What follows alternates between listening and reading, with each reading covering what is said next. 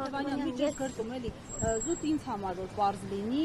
նայք, մի կողմից Վահագն Հովհակիմյանը հայտարարում է, որ այս պահին իր տիրույթում է քննության, ԿԸՀ-ի տիրույթում է հարցի քննությունը, եւ որ միայն մանդատների ամբողջ լիազորությունը կստանձնեն օգոստոսի 2-ին։ Բայց մյուս կողմից տեսնում ենք, որ Ռուբեն Ռուբինյանը օրինակ մարդ է ազատում իր կարգադրությամբ։ Ոնց է ստացվում, որ նույն իրավիճակում մեկը արդեն անցել է գործունեության, մյուսին փաստացի թույլ չեն տալիս ծավալել իր լիազորությունները։ Ես կարող եմ այլ մի օրինակ էլ բերել, որ այդ ինչպես է ստացվում, որ նույն կենտրոնական ընտրական հանձնաժողովը մի քանի շաբաթ առաջ պաշտոնապես հայտնում է, որ իրենց տիրույթում այլևս այս հարցերը չեն գտնվում, այլ գտնվելու են այլ մարմնի, դա իհարկե ազգային ժողովն է, բայց մի քանի օր անց կամ մի քանի շաբաթ անց հենց իրենք իսկ իրենց դիրքորոշումը փոխում են։ Իդեպ կարծես կենտրոնական ընտրական հանձնաժողովը հենց ինքը իրեն վերաքննության կարգով բողոքարկում ոնց որ իրականացնի։ Նայեք, Հովհակիմյանի ասացից ես հասկացա, որ ինչ որ մի կարճ շրջան փաստացի իրենց տիրույթում չի գտնվում։ Այսինքն միջև սահմանադրական դատարանի որոշման պահը, հա, որոշման պահը իրենց տիրույթում է գտնվել, դրանից հետո չէ, հիմա նորից իրենց տիրույթում է։ Ես ճիշտ եմ ընկալում Վահագն Հովհակիմյանի մեկնաբանությունը եւ այս ամենը падգամավորի կամ տեխնացուի անձեռնմխելիության ինստիտուտի նպատակի համատեքստում կցանկանայի քննարկել։ Այդ կարճ շրջանում падգամավորի տեխնացուն կամ ընտրված падգամավորը անկախության երաշխիքներ պիտի ունենա։ Ես վստահ եմ նաև հաշվի առնելով, որ դուք իրավական բնույթի բազմաթիվ վեճեր եւ հարցեր ներկայացնող գործունեություն իրականացնող լրագրող եք, դուք հենց նաև ձեր հարցադրման բովանդակությունից դուք եւս նկատում եք, որ սա կամ իրավական ժխտողականության կամ իրավական աբսուրդի տիրույթն է։ Այն, որ Վահագն Հովհակիմյանի կողմից ներկայացող դիրքորոշումների մեկնաբանության կարողությունը ես չունեմ, կարծում եմ նաև շատ մեր այլ հայրենակիցներ եւս չունեն։ Մասնագիտությամբ շատ իրավաբաններ ընդհանրապես չեն էլ կարող ունենալ, որովհետեւ դա իրավաբանություն չէ, այնինչ խոսում է կենտրոնական ընտրական հանձնաժողովի նախագահ։ Մի պարզ վարժությամբ փորձենք բացահայտել ինչ է ինքը ասում։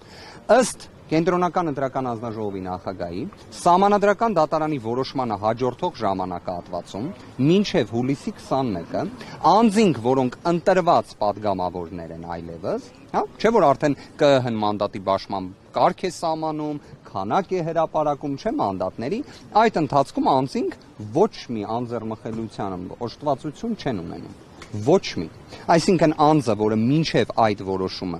պարզապես падգամավորի տեխնացու էր եւ օրինակ որևէ հնարավորություն չուներ ազգային ժողովում ներկայացված լինելու, պետք է այդ հաջորդող ժամանակահատվածում չունենա պաշտպանություն, ինչպես հաղթահարած այդ շեմը ուժերի ներկայացուցիչները։ Այսինքն մի երկու շաբաթ մարդը, որ արդեն գիտեն բոլորը, որ կարող է դառնալ падգամավոր, բացառությամբ եթե ինքնաբացարկի դիմում ներկայացնի,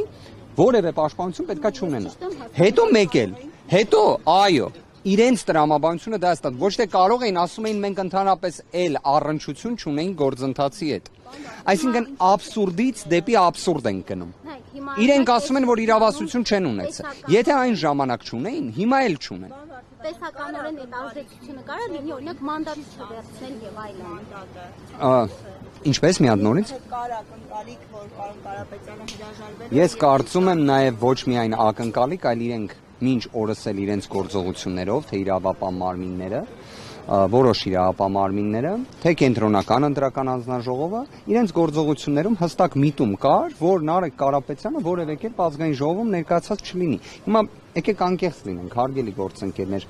մինչև օգոստոսի 2-ը ազգային ժողովում ներկայացվածություն ունեցող ուժերը ինչ պետք է չէ իրականացնեն կազմակերպչական բնույթի, խմբակցության կազմավորման բնույթի աշխատանքներ եւ նախապատրաստական աշխատանքներ։ Ի վերջո դա իրենից ենթադրում է կոնկրետ ազգային ժողովի առաջին նստաշրջանի նիստերի իրականացում։ Հիմա իրենք ինչ են ասում, ոնց են փորձում մեկնաբանել։ Ասում են, գիտեք, այդ մինչև օգոստոսի 2-ը եկեք մարդկանց տանենք կալանավորենք, բայց օգոստոսի 2-ին պետք է դուրս գան։ Հենց այս աբսուրդը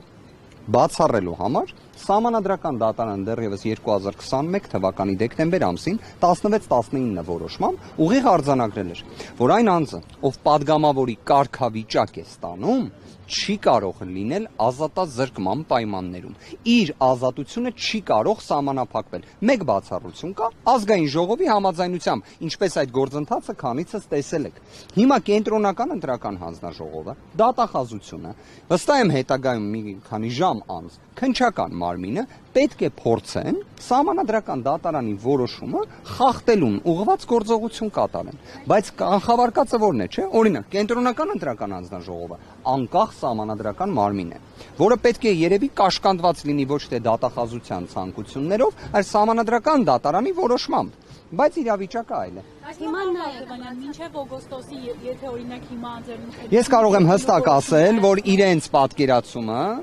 շատերի իրավապահ մարմինների ներկայացուցիչների մասին է խոսքը, որ падգամավորի կարգավիճակ եւ падգամավորի կողմից լիազորությունների ստանձնումը դրանք նույնական են։ Հետևաբար, սահմանադրական դատարանի որոշման ուժով օգոստոսի 2-ին անձը չի կարող լինել անազատության մեջ, ելնելով նրանց, որ падգամավոր է եւ լիազորություն է ստանձնել։ Սահմանադրական դատարանը, որը պետք է լինի հենց այն մարմինը, որ այս հարցերին պատասխանող լինի, օգտագործել է ոչ թե լիազորությունների ստանձնում, այլ падգամավորի կարգավիճակ եզրույթը։ Սա ինչ է նշանակում, որ այստեղ այնինչ կատարվում է Երևանից Նարեկ Կարապետյանի նկատմամբ, Դավիթ Ղազինյանի նկատմամբ, Հայկ Սուքիասյանի նկատմամբ, դրանք բոլորը իրավաբանությունից դուրս են։ Դրանք բոլորը իրավունքից դուրս են, օրենքից դուրս են, ողջ համատությունից դուրս են, բայց ավարտ ունենալու վստահ եղեք։